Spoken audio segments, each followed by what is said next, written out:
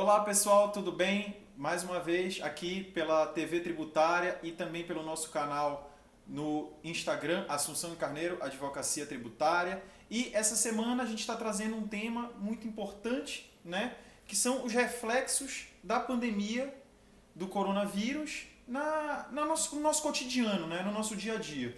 E essa semana a gente recebeu uma pergunta muito interessante, que foi a seguinte: o que as empresas fazem nesse período em que a arrecadação cai, os tributos continuam sendo cobrados? Geralmente as empresas têm a seguinte política, Domingos: vamos deixar de pagar o tributo e vamos pagar o nosso funcionário, o que é uma política até louvável, né? Se trata de vencimentos, né? É uma opção, né? Subsistência dos seus trabalhadores, o que eu acho particularmente bem interessante. Quem pensa dessa forma, né?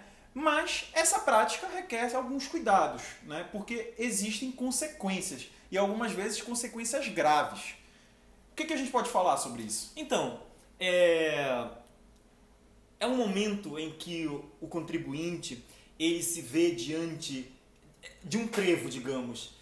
Ele precisa pagar os seus funcionários, ele precisa pagar os seus fornecedores, mas ele precisa lidar com a estrutura do fisco que está o tempo todo lhe cobrando, certo? Ainda que os tributos, em algumas situações, tenham sido diferidos, não é? Em relação, claro, ao diferidos, para quem não entende, é postergado. Sim, a data de pagamento. Só para deixar claro. Exato. O contribuinte se vê numa situação de opção, ele precisa escolher entre alternativas, certo? Qual é o problema que surge do ponto de vista tributário? Hoje, o que é que nós temos? Os tribunais superiores compreendendo que você não pagar tributo pode gerar uma repercussão criminal. Como regra, é claro que nós temos as especificidades, mas vamos pegar a como regra exato, de maneira simplória para dizer: não pagar tributo pode gerar um problema com a polícia. Certo. Tá? E o que muitas das vezes o empresário não sabe dessa realidade. Não sabe. Ele acha que simplesmente eu vou deixar de pagar e vou aproveitar depois um refis, alguma coisa, exato, e simplesmente não paga, não faz nada.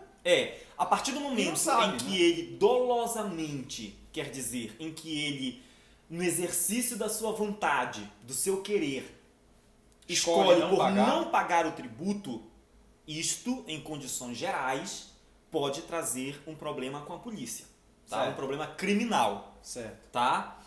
E aí, por que ele faz isso? Porque ele precisa pagar o seu funcionário, pagar o seu fornecedor, lidar com o seu cotidiano, o seu problema de caixa, tá? O que ele deve fazer nesse momento?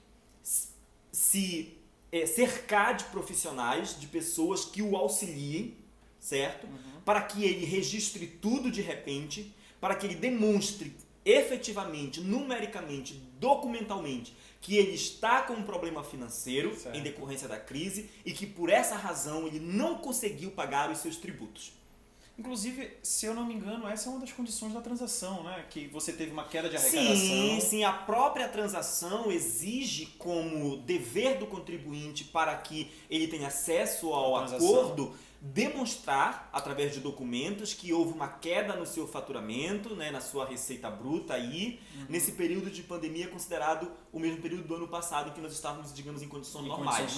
Exato. Isso. Então, também a queda no faturamento é condição para o ingresso no acordo de transação. Agora, voltando à questão criminal, à questão da escolha, isto precisa ficar muito claro para o contribuinte, porque não basta simplesmente deixar de pagar o fisco. Se você não conseguir pagar os seus tributos, você precisa estar cercado de documentos, de provas, para que você, de repente, se vier uma repercussão criminal contra a sua pessoa, contribuinte, empresário, você esteja munido de provas para afastar eventual dolo, como a gente chama no direito, não é? Que poderia lhe prejudicar. Tá. Outra pergunta que a gente recebeu essa semana, que também pode ser considerada como bem interessante, é: que medidas o país pode tomar de modo a tentar minimizar os efeitos da Covid na economia? E aí como a gente fala aqui no nosso canal especificamente em tributos, né? O que o país pode ajudar nesse sentido? A gente teve a figura agora da transação, né?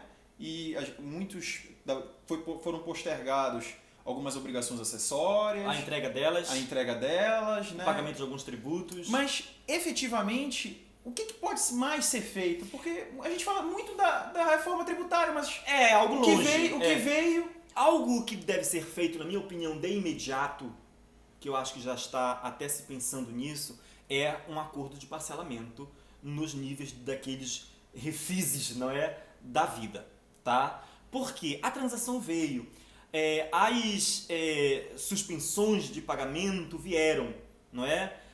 O pagamento do ICMS no Pará, em determinadas situações, pôde ser feito através de cotas, mas isto não basta. Para um empresário que está com a corda no pescoço, que teve o seu faturamento, muitas das vezes, que caiu pela metade. Sim, exato. Ele está enfrentando dificuldades. Né? E mais, por exemplo, não é simplesmente o fato de o seu faturamento, por exemplo, ter diminuído. Claro, isto é um requisito para entrar na transação, mas não é apenas isto. Fica a cargo da Procuradoria fazer, digamos, essa análise, não é? A partir também de outros critérios, para verificar o ingresso do contribuinte ou não no acordo de transação. Quer dizer, é uma possibilidade boa? Mas é muito limitada. Então, isto não vai ajudar todos os contribuintes, mesmo aqueles que se encontram em dificuldade. Vou dar um exemplo. Pessoa física. Pessoa física que não teve seu rendimento prejudicado. Esta pessoa, pelas condições da transação, não poderá entrar no acordo porque a sua renda não foi prejudicada. Certo? Vamos imaginar que esta pessoa física tenha débitos inscritos em dívida ativa. Tá? Ela não vai poder entrar no acordo porque sua renda ficou, digamos ali, incólume, perfeita. Mas vamos pensar que na sua família muitas pessoas pegaram a Covid, não é? E ela teve muitas despesas com medicamentos. Quer dizer, na fonte a sua renda não diminuiu, mas no cotidiano ela viu ali a sua subsistência ser prejudicada. Gastos que até então ela não tinha, ela passou a ter. Exatamente. Né? Então, por conta disso, ela claramente uma pessoa prejudicada, mas não vai poder entrar no acordo de transação. Entendi. E na minha opinião aí pessoal, né, no caso, o Domingos falou de um processo de refis, eu acredito mesmo que o nosso país tem que enfrentar a questão da reforma tributária de verdade. E aí não só a CBS, como foi proposta a na primeira contribuição sobre bens e serviços, né? Eu acho que o nosso país tem que enfrentar mesmo a questão da distribuição de renda de forma mais igualitária.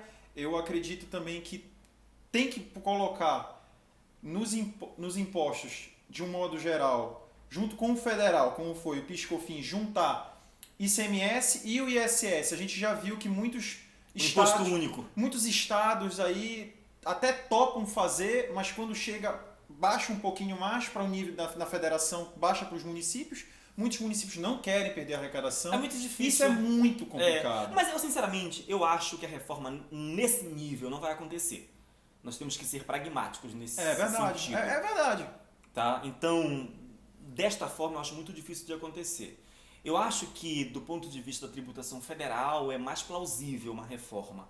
Mexer com estados e municípios é mais complicado. Mas, enfim, o país vai precisar trabalhar... O país tem que adotar alguma solução. Exatamente. Né? Já mínima que seja, mas tem que adotar. Já passou da hora. Essa é uma opinião que a gente compartilha também, né? Sim. Em relação à reforma tributária. E isso vai ajudar nesse momento de dificuldade, né?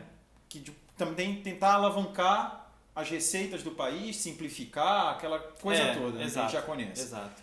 Bom, pessoal... Esse foi o nosso vídeo essa semana. Não se esqueça de se inscrever, dar o joinha que ajuda bastante, né, no nosso canal. E até semana que vem, pessoal. Tchau, pessoal. Até semana que vem.